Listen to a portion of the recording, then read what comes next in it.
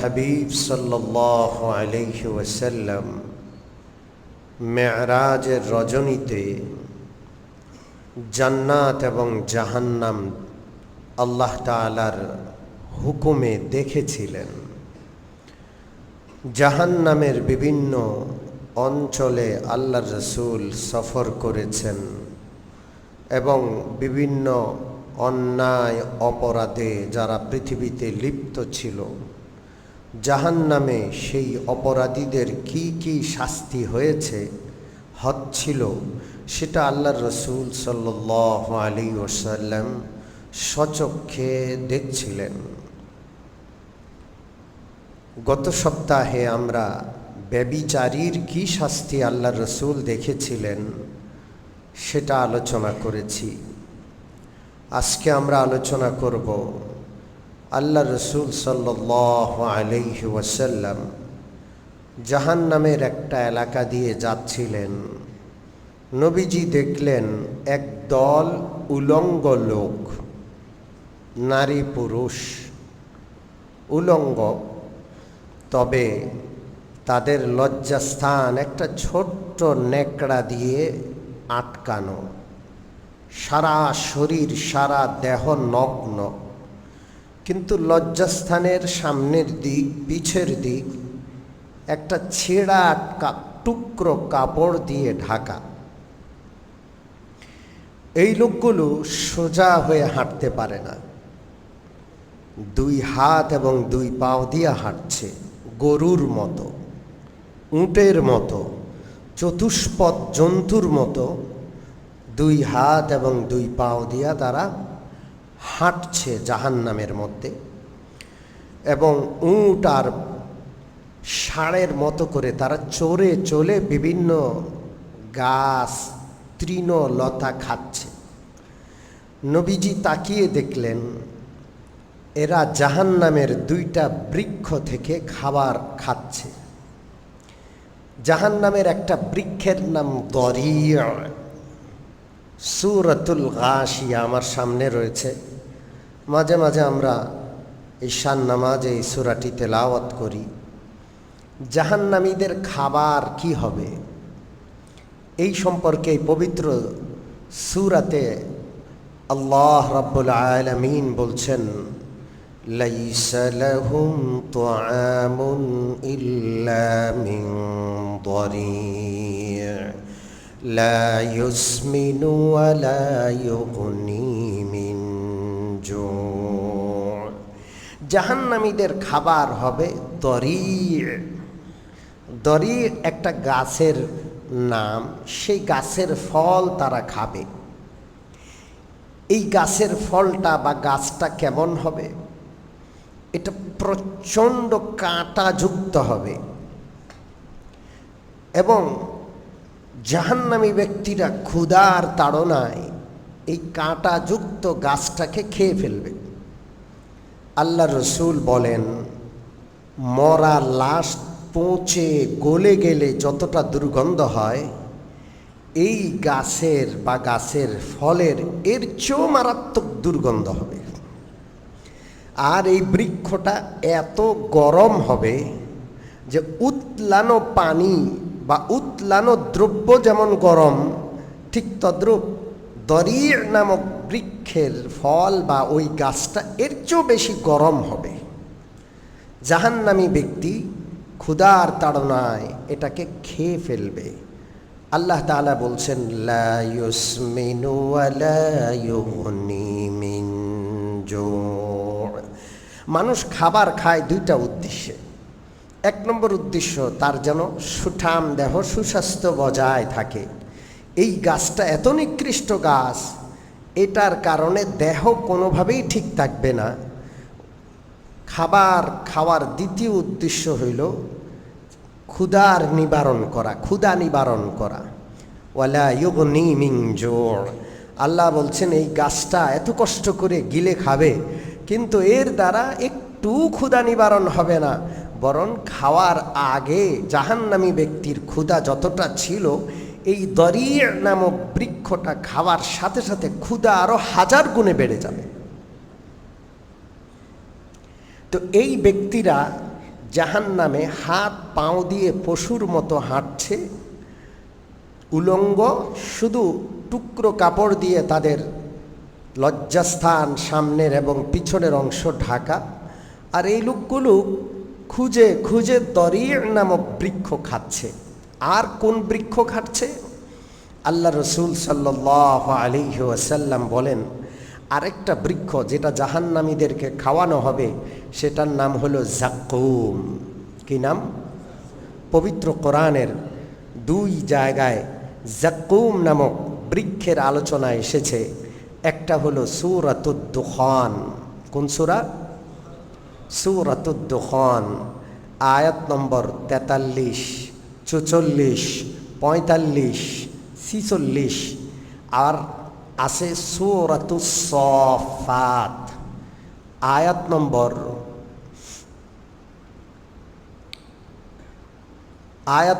62, 63, 64, 65, 66।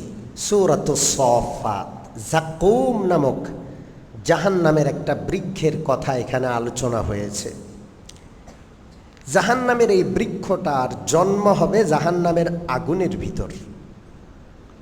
দুনিয়ার বৃক্ষগুলো হয় পানির মধ্যে, বা পানি ঢাললে, যেখানে যেই জমিনে পানি আছে, জমিনের মাটির সাথে পানির মিশ্রণ হইলে সেখানে বৃক্ষ জন্ম নেয়। কিন্তু জাক্কুম নামক জাহান্নামের এই বৃক্ষটা জাহান্নামের আগুনের ভিতরে তার জন্ম হবে। কেমন বিষাক্ত বৃক্ষ হবে! আযালিকা খায়রুন নুজুলান আম শাজারাতুজ যাক্কুম ইন্না জাআলনাহা ফিতনাতাল লিয-যালিমিন। জান্নাতে আল্লাহ তাআলা জান্নাতি বান্দাদের কি কি মেহমানদারি করবেন, কি কি খাবার তাদের খাওয়াবেন, সে আলোচনা করার পর আল্লাহ বলছেন, জান্নাতের এই মেহমানদারি আল্লাহর পক্ষ থেকে যেটা দেওয়া হবে সেটা উত্তম না জাক্কুম বৃক্ষের খাবার উত্তম? জাক্কুম বৃক্ষের খাবার জাহান্নামীদেরকে খাওয়ানো হবে। জাক্কুম বৃক্ষটি ইন্নাহা শাজারাতুন তাখরুজু ফি আসলিল জাহিম, জাহান্নামের আগুনের উৎপন্ন স্থল থেকে এই গাছটা উদ্গীত হবে, এই গাছটা উদ্গীরণ করবে বা উঠবে, জন্ম নিবে আগুনের উৎপত্তি স্থল থেকে। এই আয়াত যখন নাজেল হয়, আবু জাহাল, আবু লাহাব ওরা হাসি মজাক শুরু করলো যে আগুনের মধ্যে আবার গাছ হয় নাকি? আগুন তো সব কিছুকে খেয়ে ফেলে, আগুনে তো কোনো গাছ জন্ম নেয় না, আগুনে কোনো জিনিস ঠিক থাকে না, সব জিনিস জ্বলে পুড়ে ছাই খাই হয়ে যায়। তা আগুনের ভিতরে কোনো গাছের জন্ম হবে? এটা চিন্তাই করা যায় না, এটা উদ্ভট কথা, এটা মিথ্যা কথা, এটা বানোয়াট কথা। তখন আল্লাহ তাআলা এই আয়াতগুলো নাজেল করলেন, ইন্না জাআলনাহা ফিতনাতাল লিয-যালিমিন। যে আল্লাহ পানি দিয়ে গাছ উৎপন্ন করতে পারেন, ওই আল্লাহ আগুনের ভিতরেও গাছ উৎপন্ন করতে পারেন।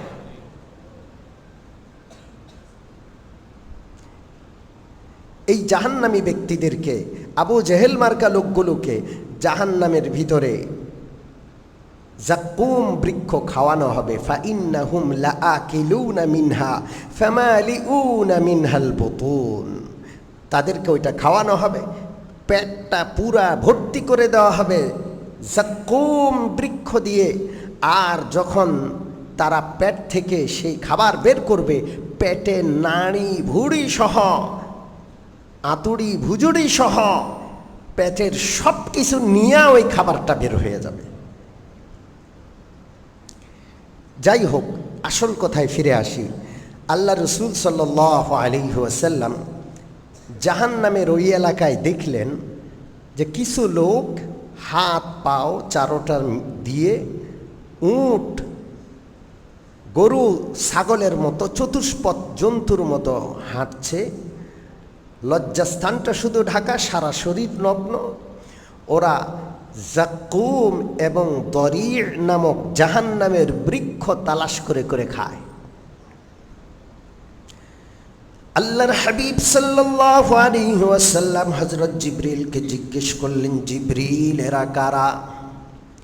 হযরত জিবরিল আলাইহিস সালাতু ওয়াসসালাম বললেন, ইয়া রাসূলুল্লাহ, এরা পৃথিবীর ওই সমস্ত লোক যারা আল্লাহর বিধান যাকাত আদায় করত না, যারা যাকাত আদায় করত না। কোনো ব্যক্তি সম্পদের যাকাত আদায় না করে ওই সম্পদটাকে খেয়ে নিলে সে যেন জাহান্নামের জাকুম বৃক্ষ, জাহান্নামের দরি নামক বৃক্ষই সে খাবার খাচ্ছে, সেটা হজম হবে না, সব কিছু নিয়ে বের হয়ে যাবে।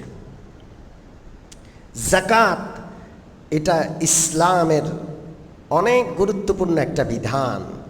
ইসলামের 5টা স্তম্ভের 1 নম্বর হলো ঈমান, 2 নম্বর সালাত, 3 নম্বর হলো যাকাত।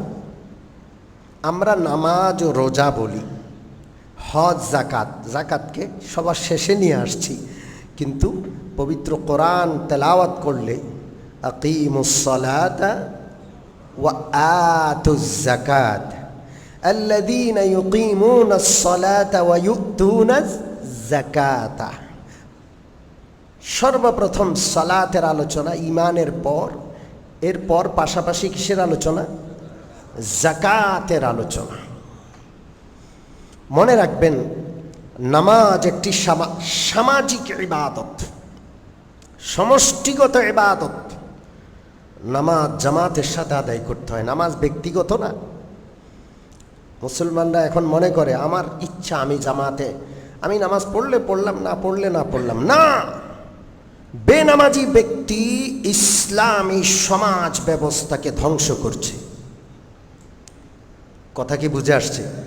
যেই লোকটা নামাজ পড়ে না, সে ইসলামী সমাজে ধ্বংস সৃষ্টি করছে, সে ইসলামী সমাজ ব্যবস্থায় তার অবদানকে নষ্ট করছে। এমন সমাজ যেখানে মুসলমান বেনামাজি থাকবে, ওইটা ওই সমাজের বোঝা, ওই সমাজের অভিশাপ। বেনামাজি ব্যক্তি কখনো ভালো হইতে পারে না, সে নিশ্চিত সমাজ বিধ্বংসী কাজ করছে। কিছু লোক আছে বলে যে নামাজ না পড়লেও আমি কিন্তু ভালো মুসলমান, আমি খারাপ কাজ করি না, নামাজটা পড়ি না আর কি, কিন্তু কোনো খারাপ কাজ করি না। না, মনে রাখতে হবে, বেনামাজি ইসলামী সমাজ ব্যবস্থাকে ধ্বংস করছে, ও ধ্বংসকারী। পরিষ্কার কথা, নামাজ একটা সামাজিক ইবাদত। এই জন্য আমরা একসাথে হই দৈনিক কয়বার? এই বিশাল আয়োজন নামাজকে কেন্দ্র করে, এত বিশাল মসজিদ প্রত্যেক এলাকায়, প্রত্যেক মুসলিম সমাজে বিশাল মসজিদ, ইমাম, আজান, নামাজ, জামাত, জুমা, 5 ওয়াক্ত নামাজ, প্রত্যেক দিন 5 বার আসা লাগে, জুমার দিন সকলেই একবার আসবে। এই সব কিছু ইসলামী সমাজ ব্যবস্থার অংশ। মুসলমান যদি নামাজ ছেড়ে দেয়, সব ধ্বংস হয়ে যাবে, কিচ্ছু থাকবে না। নামাজ যেমন সমষ্টিগত ইবাদত, যাকাত ইসলামের সমষ্টিগত ইবাদত। যদি ইসলামী রাষ্ট্র ব্যবস্থা থাকতো, নামাজ বাধ্যতামূলক, কোনো মুসলিম ব্যক্তি নামাজ পড়বে না, তাকে শাস্তি দেওয়া হবে। সে শাস্তিযোগ্য অপরাধ করল, কঠিন শাস্তির মুখোমুখি তাকে হতে হবে। এই জন্য আপনি হাদিস পড়ে দেখেন, রাসূলুল্লাহ সাল্লাল্লাহু আলাইহি সাল্লামের যুগে প্রকাশ্য মুনাফিক ব্যক্তি ছাড়া কেউ নামাজ ছাড়ার সাহস পেত না। 2 জন মানুষের কাঁধে ভর করে যে নামাজে আসতে পারত, সেও চলে আসতো। কারণ নামাজে যাকে দেখা যেত না মসজিদে, সমাজে ছড়িয়ে পড়তো ওই লোকটা মুনাফিক, না হয় নামাজে আসে না কেন। নামাজ যেমন সমষ্টিগত ইবাদত, মনে রাখতে হবে যাকাত এটা সমষ্টিগত ইবাদত। যদি ইসলামী রাষ্ট্র ব্যবস্থা কখনো হয়, তাহলে রাষ্ট্রীয়ভাবে যাকাত নেওয়া হবে এবং রাষ্ট্রীয়ভাবে যাকাত আদায় করা হবে। রাষ্ট্রীয়ভাবে যাকাত আদায় করা হলে, রাষ্ট্রীয়ভাবে যাকাত দেওয়া হলে মানুষের যে অর্থনৈতিক ভারসাম্য সেটা চলে আসবে, বৈষম্য চলে যাবে, অর্থের সুষম বন্টন, সমাজে সম্পদের সুষম বন্টন নিশ্চিত হবে। মনে রাখবেন, সম্পদ ছাড়া আমরা কেউ চলতে পারবো না। পারবো? জোরে বলেন, পারবো না। আল্লাহ আমাদেরকে খাবার প্রয়োজন দিয়েছেন, প্রতিদিন খেতে হয়, না খেয়ে কেউ বাঁচবে না। মাথা গোজার একখান ঠাঁই লাগে, নিজের পরিবারকে রাখার জন্য ইজ্জতের সাথে একটা ব্যবস্থাপনা লাগে, এই সব কিছুর জন্য একটা ইজ্জতের সাথে একটা সুন্দর কামাইয়ের ব্যবস্থা প্রত্যেকের লাগে। এই গোটা মুসলিম সমাজে সম্পদের সুষম বন্টন করে প্রত্যেকটা নাগরিক সুন্দরভাবে ইজ্জতের সচ্ছলতার জীবন নিশ্চিত পেতে পারে, এর জন্য আল্লাহর বিধান যাকাত। এই জন্য যে ব্যক্তি যাকাত আদায় করবে না, তার ঈমান নিয়ে টানাটানি শুরু হয়ে যাবে। পক্ষান্তরে যে যাকাত আদায় করবে, নামাজের পরপর যাকাত আদায় করবে, সেই লোকটা আল্লাহর ওলি হয়ে যাবে। আমি যাকাত নিয়ে আপনাদেরকে হাদিস থেকে 2টা ঘটনা শোনাবো, বেশি লম্বা আলোচনা করব না। কয়টা ঘটনা? জোরে বলেন। প্রথম ঘটনাটা মুসলিম শরীফে আছে, হাদিস নম্বর 2984। কত? 2984। আল্লাহ রসুল সাল্লাল্লাহু আলাইহি ওয়াসাল্লামের যুগের ঘটনা। রসুল্লাহ তখন জীবিত। এক সাহাবী কোন বিজন এলাকা দিয়ে যাচ্ছিল, শুধু ফসল আর ফসল, মানুষজন নাই, ক্ষেত, ফসল আর ফসল। ওই সাহাবী যখন হেঁটে যাচ্ছেন, তখন আসমান থেকে একটা আওয়াজ আসলো, মেঘমালার ভিতর থেকে। কে জানি নির্দেশ দিচ্ছে, এই মেঘমালা, অমুকের পুত্র অমুকের জমিনে গিয়ে তুমি পানি বর্ষণ করে আসো। মুসলিম শরীফের হাদিস শোনাচ্ছি, কোনো কল্পকাহিনী না। অমুকের সন্তান অমুকের জমিনে গিয়ে তুমি পানি বর্ষণ করে আসো। যেই সাহাবী ঊর্ধ্ব জগতের এই আওয়াজ শুনলেন, তিনি উপরের দিকে তাকায়া দেখেন মেঘমালা এতক্ষণ স্থির ছিল, এখন একদিকে ধাবমান যাচ্ছে মেঘমালা। ওই ব্যক্তি মেঘমালার পিছনে পিছনে দৌড়াচ্ছে। কোথায় যায়?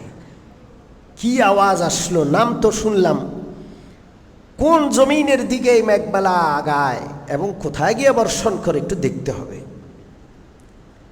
আল্লাহ রসুল সাল্লাল্লাহু আলাইহি ওয়াসাল্লামের যুগের সেই ঘটনা। এই মেঘমালা গিয়ে একটা খোলা ময়দানের উপর খুব বৃষ্টি বর্ষণ করলো। খোলা ময়দান, ক্ষেত না, কিন্তু ফসল না, খোলা ময়দান। সেখানে মেঘমালার পানির একটা ড্রেন তৈরি হলো, ঝর্ণার মতো করে, নালার মতো করে একটা ড্রেন তৈরি হয়ে সেই নালা দিয়ে পানিগুলো বয়ে বয়ে বয়ে বয়ে যাচ্ছে। এই লোক পানির পেছনে দৌড়াচ্ছে, গিয়ে দেখে এই পানিগুলো একটা জমিনের পাশে গিয়ে জমা হচ্ছে। আর ওই জমিনে একজন মানুষ বেলচা দিয়ে, কোদাল দিয়ে এই পানিগুলো লাইন ঠিক করে দিচ্ছে, তার জমিনের ভিতরে পানি যাচ্ছে।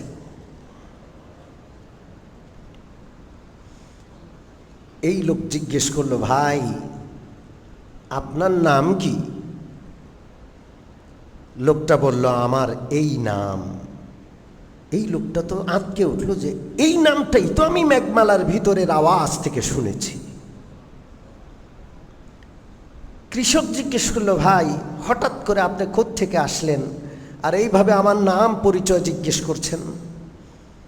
তখন এই লোক তাকে ঘটনা শুনাইল যে আমি অনেক দূরে ছিলাম, সেখানে মেঘমালার ভিতরে আওয়াজ শুনলাম, অমুকের জমিনে গিয়ে পানি বর্ষণ করো। আপনার নাম মেঘের ভিতর থেকে আমি আওয়াজে শুনেছি। আমি এই মেঘমালার পিছনে দৌড়াইলাম, ফাঁকা জায়গায় বৃষ্টি হলো, সেই পানি নালার মতো হয়ে সুপরিকল্পিতভাবে আপনার জমিনের ধারে আসলো। আপনি সুন্দরভাবে জমিনে সিঞ্চন করছেন। বলেন আপনি কি আমল করেন? তখন এই লোক বলে, এই যে আমার ফসল দেখছো, এই ক্ষেত, এই ফসল যখন হয়, আমি এর ফসল যখন কাটি, এই ফসলটাকে 3 ভাগে বন্টন করি। কয় ভাগে? জোরে বলেন। যে 1 ভাগ আমি সরাসরি আল্লাহর পথে গরিব মিসকিনদেরকে দান করে দিই, আরেক ভাগ আমার পরিবারের খরচের জন্য আমি রাখি, 3য় ভাগ ভবিষ্যতে ফসল বুননের জন্য আমি সেটাকে সংরক্ষণ করি। আল্লাহ রসুল সাল্লাল্লাহু আলাইহি ওয়াসাল্লাম বলছেন, যেই ব্যক্তি এইভাবে আল্লাহর পথে দান করে, আল্লাহ তাআলা তার সুবিধায় আসমান জমিন সমস্ত আল্লাহর সৃষ্টি জগৎকে লাগায়া দেন। এই জন্য হাদিসে আছে, যারা যাকাত দেয় তাদের সম্পদ ধ্বংস হয় না। যেই সম্পদের যাকাত দেওয়া হয় না, যেই সম্পদের সাথে যাকাত মিশে যায়, রাসূলুল্লাহ বলেন, মা খালাতাতিজ যাকাতু মালান কত্তু ইল্লা হালাকা। যেই সম্পদের সাথে যাকাত মিশে যাবে, ওই সম্পদকে ওই যাকাত ধ্বংস করে ছাড়বে, ওই যাকাত ধ্বংস করে ছাড়বে। হযরত হাকিমুল উম্মত মাওলানা আশরাফ আলী থানভী রাহমাতুল্লাহ আলাইহি যাকাত সম্পর্কে একদিন আলোচনা করলেন। যেহেতু তার বাড়ি ইন্ডিয়ায়, তার কয়েকজন হিন্দু ভক্ত ছিল। হিন্দু ভক্তরা বয়ান শুনে তারা বলে, আমরাও যাকাত দিব এখন থেকে, তাহলে আমাদের মালও ধ্বংস হবে না। ওই এলাকায় হিন্দুরাও যাকাত দেওয়া শুরু করছে। আল্লাহর পথে যে দান করে তার সম্পদ আল্লাহ কি করেন না? নষ্ট করেন না। স্বয়ং আল্লাহ তার হেফাজতের ব্যবস্থা করেন। আর যে যাকাত দিবে না তার সম্পদ ধ্বংস হয়ে যাবে। রাসূলুল্লাহর যুগের মুসনাদে আহমদ ইবনে হাম্বলের হাদিস ঘটনা আপনাদেরকে শোনাচ্ছি। পবিত্র কোরআনের সূরাতুত তাওবার একটি আয়াতের, আমার সামনে আয়াতটি আছে, আয়াত নম্বর 75, 76, 77। সূরাতুত তাওবা 75, 76, 77। এই 3টা আয়াতের শানে নুজুল, এই 3টা আয়াত কোন ঘটনার পরিপ্রেক্ষিতে নাজেল হলো? মুসনাদে আহমদ ইবনে হাম্বলের একটা হাদিস, এই 3টা আয়াতের শানে নুজুল। হাদিসটা হলো, আল্লাহ রসুল সাল্লাল্লাহু আলাইহি ওয়াসাল্লামের যুগে এক লোক ছিল, তার নাম সা'লাবা ইবনে হাতিব। কি নাম? সা'লাবা ইবনে হাতিব, মদিনার স্থানীয়। এই লোক রাসূলুল্লাহর কাছে এসে বলে, ওগো আল্লাহর নবী, আপনি আমার জন্য দোয়া করেন, আল্লাহ যেন আমাকে অনেক অনেক সম্পদ দান করে। অনেক সম্পদ দরকার, আমাকে যেন আল্লাহ অনেক দেন। আল্লাহ রসুল সাল্লাল্লাহু আলাইহি ওয়াসাল্লাম তাকে বললেন, ওয়াইহাকা ইয়া সা'লাব, কলিলুন তুআদ্দি শুকরাহু খায়রুম মিন কাসীরিন লা তুতীকুহু। ও সা'লাবা, অল্প সম্পদ যেটার হক আদায় করা হয় এটা উত্তম ওই অনেক সম্পদের চাইতে যেটার হক তুমি আদায় করতে পারবা না। অল্প সম্পদ আছে, এটার হক আদায় করো, এটা ভালো। অনেক সম্পদের মালিক হইলে আর হক আদায় করল না, ওই সম্পদের চেয়ে অল্প সম্পদ ভালো। রাসূলুল্লাহ যখন এই কথা বলেন, লোকটা ফেরত চলে যায়, আর কিছু বলে না। দ্বিতীয় দিন আবার আসে, এসে আবার বলে, ইয়া রাসূলুল্লাহ, আমাকে আপনি একটু দোয়া করে দেন, আল্লাহ যেন আমাকে অনেক সম্পদ দান করেন। আল্লাহ রসুল আজকে দ্বিতীয় দিন কি বললেন? ইয়া সা'লাবাতু আলা তারদা আন তাকুনা মিসলা নাবিয়িল্লাহি লাউ শি'তু আন তাসীরা মা'িল জিবালু যাহাবান লাসারাত। ও সালাবা, তুমি কি তোমার নবীর আদর্শ পছন্দ করে না? তোমার নবীর আদর্শ তুমি পছন্দ করো না? আরে আমি তো ইচ্ছাকৃতভাবেই গরিব হওয়াকে পছন্দ করি।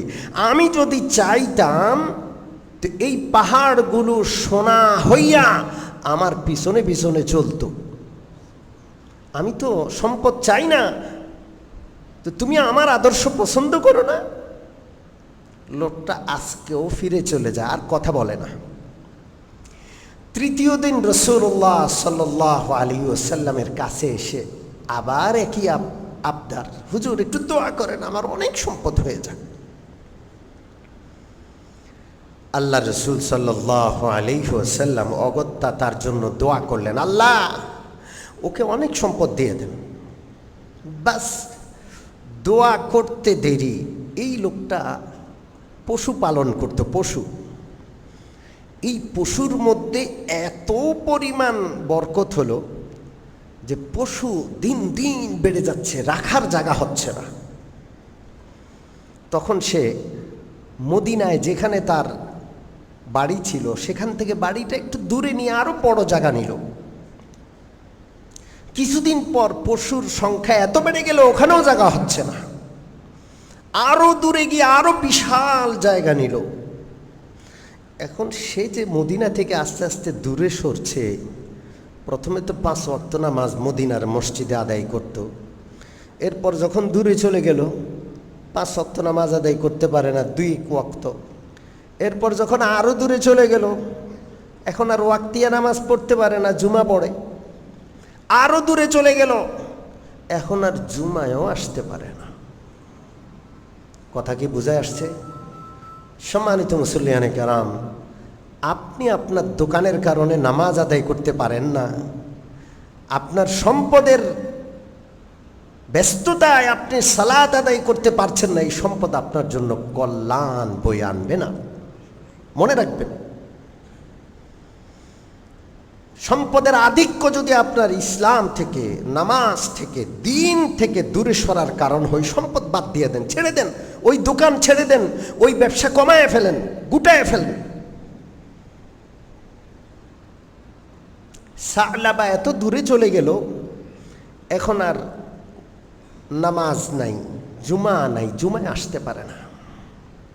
ইতিমধ্যে যাকাতের আয়াত নাজিল হয়। আমি আগেই বলেছি যাকাত রাষ্ট্রীয় বিধান। যাকাত কি বিধান? রাষ্ট্রীয় বিধান। আল্লাহর হাবিব সাল্লাল্লাহু আলাইহি ওয়াসাল্লাম ধনী ব্যক্তিদের কাছ থেকে যাকাত আদায় করার জন্য আল্লাহ রসুলের নির্দেশনা হলো বিভিন্ন যাকাত উসুলকারী ধনী ব্যক্তিদের কাছে গিয়ে গিয়ে রাষ্ট্রীয়ভাবে যাকাত উসুল করছে। আল্লাহর হাবিব সাল্লাল্লাহু আলাইহি ওয়াসাল্লামের পক্ষ থেকে, ইসলামী রাষ্ট্রের পক্ষ থেকে যাকাত উসুলকারী সালাবার কাছে চলে গেল। অনেক দূরে সালাবার বাড়ি। সেখানে গিয়ে দেখে বিশাল সম্পদের পাল, পশুর পাল, একদিকে উটের পাল, শত শত উট, আরেকদিকে ছাগলের পাল, শত হাজার হাজার বকরি, আরেকদিকে ভেড়া, আরেকদিকে দুম্বা, মানে পশু আর পশু। গিয়ে আল্লাহ রসুলের ফরমান শুনাইল, আল্লাহর পাকের কোরআনের আয়াত দেখাইল, এই যে দেখো যাকাতের আয়াত নাযিল হয়েছে, এই যে দেখো রসুলুল্লাহর হাদিস, আল্লাহর হাবিব সাল্লাল্লাহু আলাইহি সাল্লাম ইসলামী রাষ্ট্রের পক্ষ থেকে আমাদেরকে যাকাত উসুলকারী হিসেবে তোমার কাছে পাঠাইছে। লোকটা রসুলুল্লাহর ফরমান নিয়ে এমনি উল্টায় উল্টায় দেখে আর বলে, বিষয়টা তো আমার ভাল লাগে না, আমরা তো মুসলমান, এটা তো করের মতো মনে হয়, জিজিয়ার মতো মনে হয়। জিজিয়া বা কর এটা তো অমুসলিমরা দিবে, আমি কেন দিব? আচ্ছা ঠিক আছে, বিষয়টা নিয়ে আমি ভাবি, আজকে চলে যাও, পরে আসবা। ফিরাইয়া দিল। পরের দিন বা পরের কয়েকদিন পরে আবার আসলো রাসূলুল্লাহর যাকাত উসুলকারী। সে আগের দিন তো শুধু পাঠাইয়া দিয়েছে, আজকে অস্বীকার করে বসলো যে আমার বুঝে আসছে না এটা আমার কাছে অযৌক্তিক মনে হচ্ছে, আমি দিব না। পাঠায় দিল, অস্বীকার করে বসল। রাসূলুল্লাহর যাকাত আদায়কারী রাসূলুল্লাহর কাছে গিয়ে তার আচরণটা হুবহু তুলে ধরল। আল্লাহর হাবিব সাল্লাল্লাহু আলাইহি ওয়াসাল্লামের সব মনে আছে। নবীজি আফসোস করলেন, ইয়া ওয়াইহা সালাবা, ইয়া ওয়াইহা সালাবা, হায় আফসোস সালাবার জন্য আফসোস, সালাবার জন্য আফসোস। 3 বার বললেন, আর কিচ্ছু বললেন না। এই লোকটার কাছে খবর পৌঁছে গেছে যে রাসূলুল্লাহ তার জন্য আফসোস করেছেন। লোকটার কলিজায় কামড় দিল। তাড়াতাড়ি করে গরু, ছাগল, ভেড়া, দুম্বা যাকাতের অংশ সেখান থেকে নিয়ে রাসূলুল্লাহর দরবারে আসলো। আল্লাহর হাবিব সাল্লাল্লাহু আলাইহি ওয়াসাল্লাম তার যাকাত গ্রহণ করতে অস্বীকৃতি জানালেন। বললেন যে তোমার যাকাত স্বয়ং আল্লাহ আমাকে গ্রহণ করতে নিষেধ করে দিয়েছেন। সে লজ্জিত হলো, ফেরত গেল। রাসূলুল্লাহর ইন্তেকাল হয়ে গেল। হযরত আবু বকর খলিফা এই সালাবা আবার যাকাতের পশু নিয়ে হযরত আবু বকরের দরবারে আসলো। হযরত আবু বকর বললেন, আল্লাহ রসুল তোমার যাকাত নেয় নাই, আমিও নিব না। লোকটা ফেরত গেল। হযরত আবু বকরের ইন্তেকাল হলো। হযরত ওমর খলিফা হলেন, ওমরের কাছে আসলো। হযরত ওমরও তার যাকাত নিলেন না। রাসূলুল্লাহ নেয় নাই, আবু বকর নেন নাই, আমি নিতে পারবো না। হযরত উসমানের যোগ আসলো। ওমর ইন্তেকাল করলেন, হযরত উসমানের কাছেও নিয়ে আসলো। হযরত উসমানও গ্রহণ করলেন না। হযরত উসমানের যোগে এই লোকটা মারা গেল। যাকাত গুরুত্বপূর্ণ একটা ইবাদত। আল্লাহ রসুলকে আল্লাহ তাআলা যাকাত যে আদায় করবে না তার শাস্তি দেখাইলেন। সে যাকুম বৃক্ষ খাচ্ছে, সে দরিয় বৃক্ষ খাচ্ছে। যারা যাকাত আদায় না করে যাকাতের টাকাগুলো খাবে তারা যেন জাহান্নামের দরিয় আর যাকুম বৃক্ষ খাচ্ছে। আর এই যে আয়াত সূরাতুত তাওবার ৭৫, ৭৬, ৭৭ নম্বর আয়াত, এতে আল্লাহ বলছেন যারা যাকাত আদায় করতে অস্বীকার করবে ওরা মুনাফিক হইয়া মরবে। কি হয়ে মরবে? মুনাফিক হইয়া মরবে। আমরা যাকাত আদায় করব তো ইনশাআল্লাহ। আজকে মেরাজের আলোচনায় আমরা যাকাতের শিক্ষাটা পাইলাম। যতটুকুই হয় আমরা আল্লাহ রাস্তায় যাকাত দিব ইনশাআল্লাহ। আল্লাহ আমাদের সকলকে আল্লাহ তাআলার সকল বিধান পুঙ্খানুপুঙ্খ পালন করার তৌফিক দান করেন। আমিন ওয়া